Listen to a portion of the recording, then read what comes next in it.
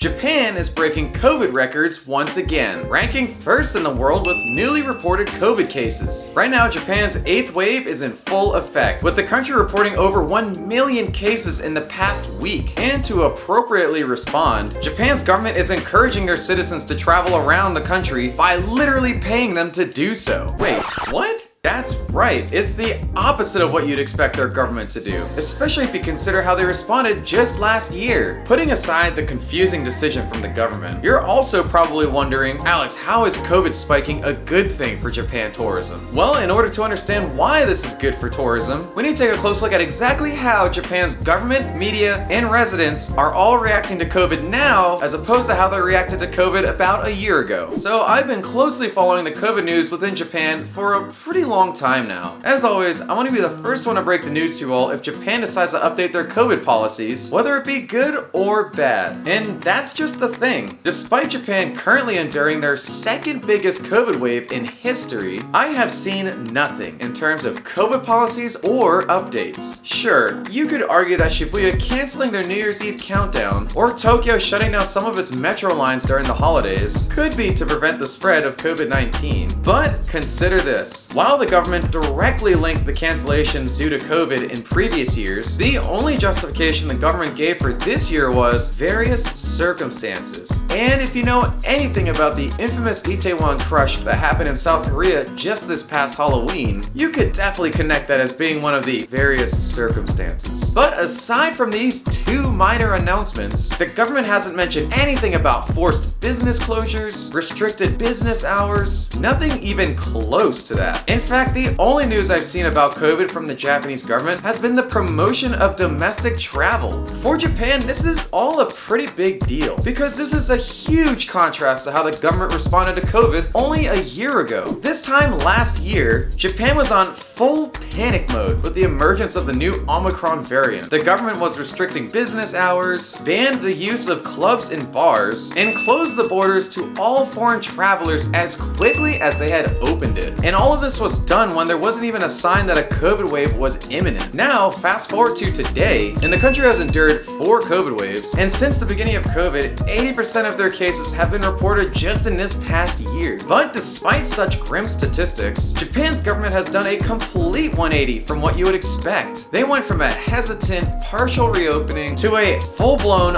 unrestricted border reopening, not only in the span of a few months, but also at the height of their deadliest COVID wave in history. And they haven't tightened their COVID policies either. They've done the opposite. Since the beginning of October, the Japanese government has literally been handing their citizens cash in the form of subsidies to get Japan's residents out traveling again and shake their fear of COVID. This seems to be working too. As this Japan Times article reports, 3 million more residents are going to be traveling domestically this holiday season as opposed to last year, thus restoring domestic travel to 70% of pre-pandemic levels. This is a huge deal, because in only the span of a year, the government went from completely shutting down the country when there was no COVID wave to endorsing full-on domestic travel during Japan's second biggest COVID wave in history. Speaking of travel, you can clearly see the government's signal to loosen up about COVID has had a positive effect on the general population. While filming my dozens of videos in the past few months, I have noticed a generally relaxed vibe about COVID, especially in bars and in most nightlife areas. In fact, as I was filming a video this past weekend, I was completely surprised with how packed everything was. I mean,